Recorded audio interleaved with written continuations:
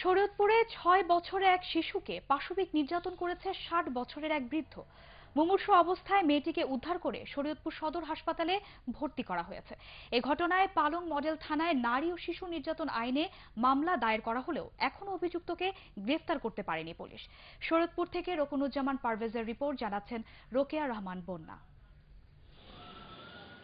এভাবে হাসপাতালের গাইনি ওয়ার্ডে ভর্তি থাকার কথা ছিল না মাত্র ৬ বছর বয়সী ফুটফুটে এক কন্যা শিশুটির, কিন্তু ৬০ বছর বয়সী এক বৃদ্ধের অমানসিক যৌন নির্যাতনের কারণে শরীয়তপুর সদর হাসপাতালের বেডে এভাবেই মৃত্যুর সাথে পাঞ্জা লড়তে হচ্ছে তাকে। শিশুটির স্বজনরা জানায়, রোববার রাতে ঘর থেকে বের হলে পাশের বাড়ির আজগর সর্দার নামের এক বৃদ্ধ মেয়েটিকে ধরে নিয়ে গিয়ে অমানসিক নির্যাতন চালায়।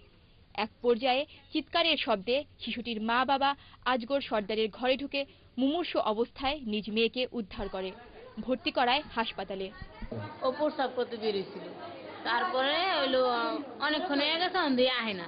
হ্যাঁ, আমি ডাক্তার মাইয়া কই গেল বিছরিতে হ্যাঁ সে মাইয়া সেই ঘটন এসে উদ্ধার করে হেসে দেখি মাইয়া এই অবস্থা।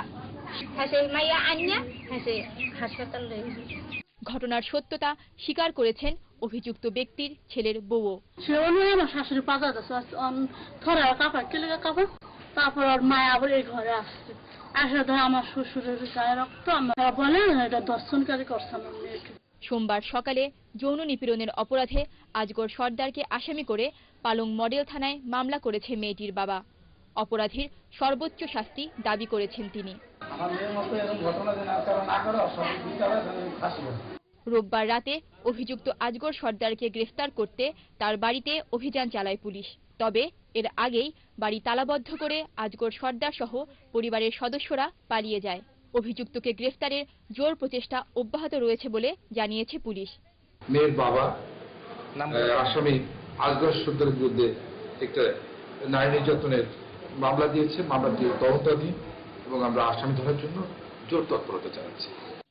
Bureau report, ATN Bangla.